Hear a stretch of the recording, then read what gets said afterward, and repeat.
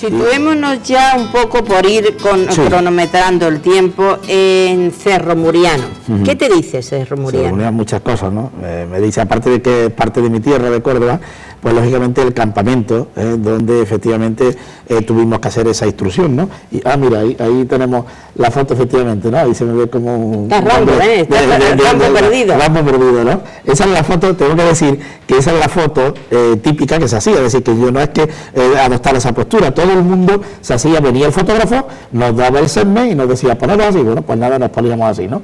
Y la verdad que muy bien, ahí estuvimos un mes y medio. Es decir, el fotógrafo estaría acostumbrado a hacer la foto así. Por supuesto, y además era un negocio. Eso era como la del colegio y el mapa. Exactamente atrás, ¿no?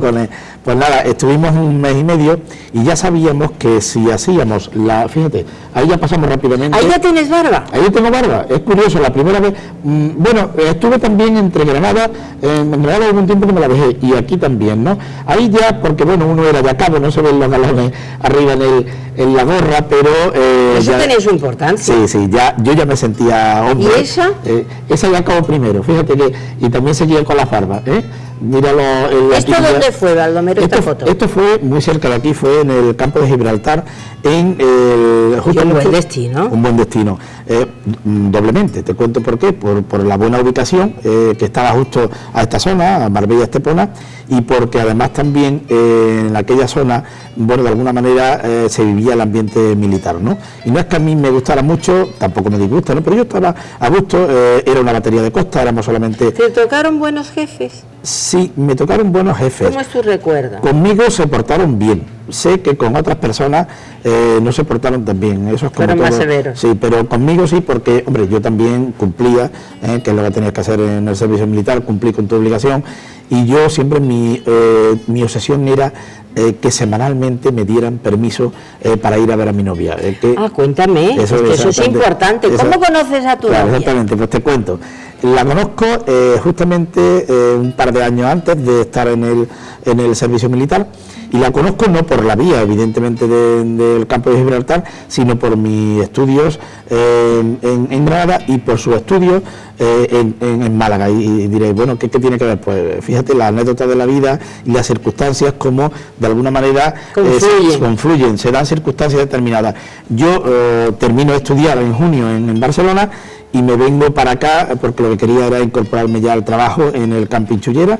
Tu novia es de Estepona. Mi novia es de Estepona, exactamente, Eugenia Barrientos, la familia Barrientos. Actualmente el alcalde es el primo de mi mujer, ¿no? La familia Barrientos es muy amplia y muy extensa, ¿no? En Estepona, y muy querida. Entonces yo me vengo, cojo un autobús, y ese autobús lo pierdo.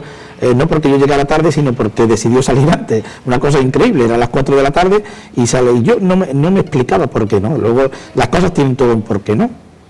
Llego un día más tarde a Málaga para coger ya el autobús de la costa, el Portillo, el famoso Portillo de la calle Córdoba, cuando estaba la parada allí, y veo a una chica que viene corriendo, a las 5 de la tarde salía el autobús, y a las 5 menos 5 venía con las maletas cargadas y tal, y me dice sin conocerme, ¿te importa con las maletas que voy a sacar? Tenías cara de buena persona. Sí, seguramente me vería cara de buena persona, y digo, pues sí, claro que sí, mujer, no hay problema. Sacó el billete, y como te puedes imaginar, cuando vino, las maletas alguien se las había colocado ya como caballero en el autobús, y le dije, ya está resuelto el problema de las maletas.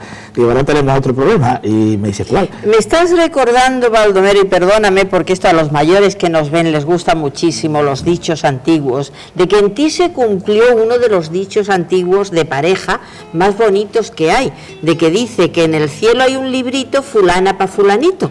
Pues efectivamente lo he escuchado, y es probable que es que es así. A mí es que me gusta mucho hablar de los mayores y del respeto a las costumbres de los mayores, y eso es cierto. ¿A ti te pasó? Eso es cierto, a mí me pasó desde luego, ¿no? Ya digo que se dieron una serie de circunstancias que es que eso tenía que ser así, ¿no? Y yo digo, bueno, esto es increíble, y ya, como te digo, se planteó la necesidad de seguir hablando, pero claro, como ella había sacado el billete al final y yo estaba desde el principio allí, pues lógicamente entonces eran los billetes. Los sitios eran dispares. Bueno, ¿cómo lo arreglamos? Digo, no te preocupes, eso lo arreglo rápido. Hablo con la persona que está al lado tuya y no le va a importar venirse adelante, y yo me quedo atrás. Y efectivamente, así lo hicimos. Una señora muy apañada, le dijo, señora, ¿le importa? Y ella nos vería con cara de así, dijeron, vamos a hacerle un favor, ¿no? Y entonces nos cambió el billete y ya vinimos todo el camino en el Portillo, que entonces se tardaba 1 hora y media o 2 desde Málaga a Estepona, ¿no?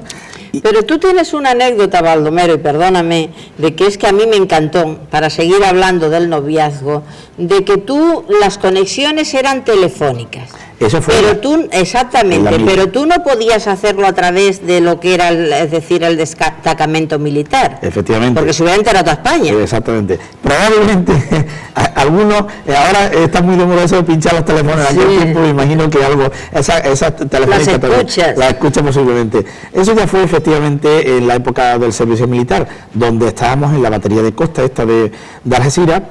Bueno, estábamos ya metidos justamente en el propio estrecho de Gibraltar, es decir, por donde suelen cruzar las pateras, ¿no?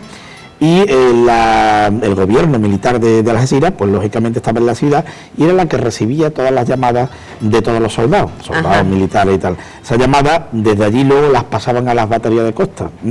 Y las pasaban con esos telefonillos que alguien todavía, los teléfonos famosos de campaña, los militares de manubrio, efectivamente. Claro, sonaba, lo descolgábamos y decían desde el gobierno militar: oye, os paso una llamada para el cabo primero Baldomero, ¿está por ahí? Sí. Y yo ya estaba esperando en el destacamento y cogía la llamada. Claro, ¿qué pasaba? Pues que obviamente yo sabía que allí se escuchaba. Estaban escuchando 200. Exactamente. Y como te puedes imaginar, las cosas que se dicen los novios no eran más apropiadas. No es para ese planteo. Exactamente. Yo que soy un poco pudoroso en ese sentido, bueno, pues decía, bueno, bien, las que no haya más remedio, como aquellas que me llamaban: oye, vas a venir este fin de semana y tal, porque, repito, nosotros no podíamos llamar. Era una cuestión de urgencia, sí. Le dábamos al manubrio, contestaban, pero si era para temas particulares, no. Entonces, ¿a qué me obligaba?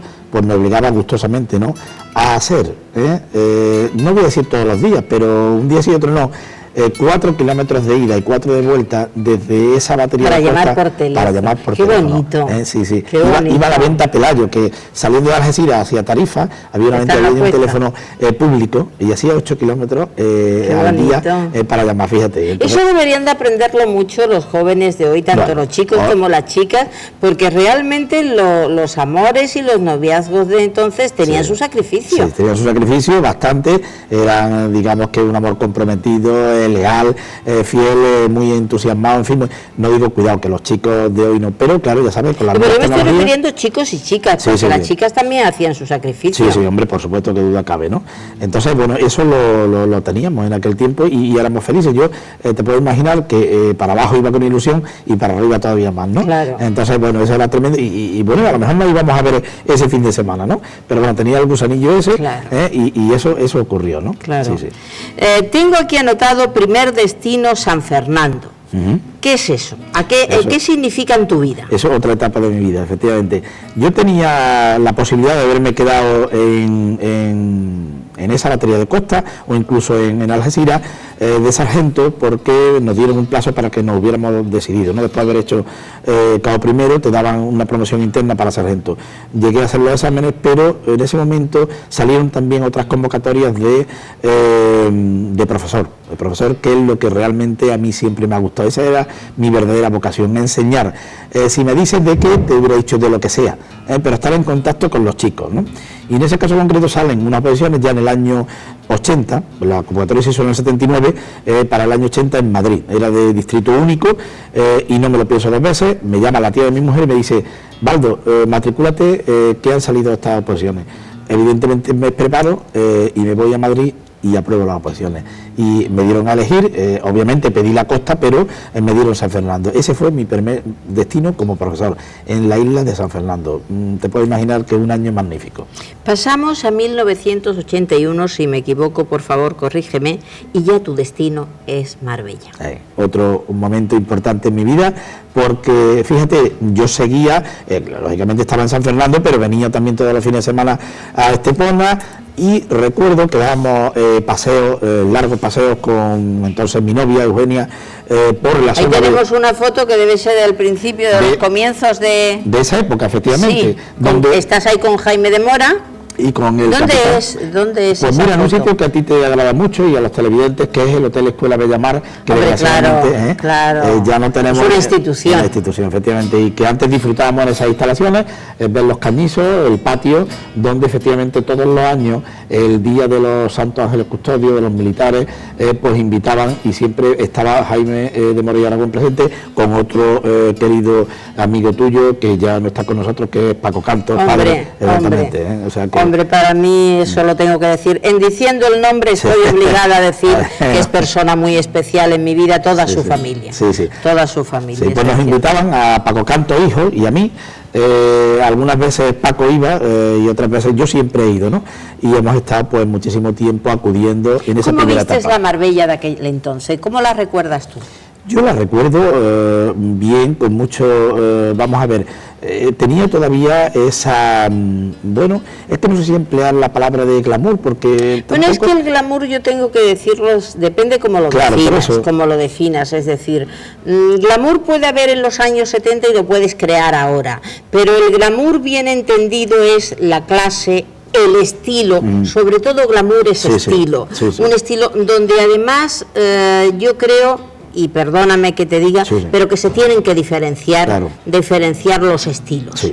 Eso es lo que marca efectivamente. Exactamente, el glamour. Tú no puedes realmente, porque claro, el glamour, entonces yo me acuerdo de que ahí entraba el rico, el pobre, el que, con tal de que tuvieras para pagar la fiesta, estuvieras invitado. Pero lo que sí era que, digamos, te presentabas vestido de otra forma. Es decir, el conjunto a la vista tenía eso, glamour. Y hoy día se quiere de cualquier forma y que seas tú el primero de la lista. Pues hoy usted no. A eso me refería, que en aquella época, pues yo, esa es la Marbella que encontré. Todavía tenía fuerte presencia el mundo árabe, aquí, la verdad que tenían una influencia, bueno, y desde Jaime de Morat, todos los demás que estaban en la Jet, que se llegó a llamar, que se llamó Jet precisamente por los jeques que venían en sus jets privados, porque antes era la aristocracia, es decir, la aristocracia europea venía aquí y era, pues como se solía decir, la gente bien, la gente bien, pero que no quiere decir que las otras fueran malas, pero que eran los dichos, es decir, la terminología de la época. Y cuando se empieza a llamar jet, es cuando los árabes vienen con sus jets privados, con sus aviones privados. Esa es la sociedad de los jets. Que por eso luego hubo una época en que se diluyó muchísimo la categoría, y entonces se le llamó también, que eso tampoco mucha gente lo sabe, jet de plástico. Exactamente. Es decir, ya entramos en la época de la jet de plástico, es decir, la jet descafeinada. Y luego se le empezó a llamar lo de la gente guapa. Beautiful people, exactamente. Entonces, pues esa fue la época que yo ya de lleno empecé a vivir. Estábamos entonces en el instituto, lo que hoy es el Instituto Río Verde, entonces el antiguo Instituto de Formación Profesional, ¿no? Y bueno, eso me posibilitó entrar en contacto con muchísimas empresas. En aquel tiempo, que aunque las cosas no estaban muy bien, ya empezaban a demandarnos alumnos para que hicieran prácticas primero y luego después para que se quedaran en la empresa. Y si quieres que te diga, una de las satisfacciones más grandes que he tenido estando en Marbella, si la sigo teniendo, pero digo en aquella época, ¿no? Pues es que ahora vas por cualquier empresa, sea audiovisual, sea industrial, sea en un banco y tal, y encuentro alumnos que les dimos alumnos. Qué bonito. Eso es una cosa, y además todo el mundo te recuerda. Más ese motivo. Es emotivo. Nosotros hemos cumplido hace poco 25 años, ya como Instituto Guadalpín, sumando lógicamente los generaciones. Exactamente. Y la verdad que celebramos un acto muy emotivo, vinieron las primeras generaciones y todo el mundo ya con sus niños. Y fíjate una cosa curiosa, ¿sabes qué? Que aparte de que te digan, oye, qué estupendo, que tenemos unos buenos recuerdos, que gracias a vosotros pudimos estudiar, estamos trabajando, hemos creado una familia, y ahora os traemos a nuestros hijos para que sigáis bonito, es muy hermoso. Dejar en nuestras manos otra vez su hijo, eso significa un grado de confianza tremendo. Y ahí tenemos las APAs llenas de gente, de antiguos alumnos, ¿no?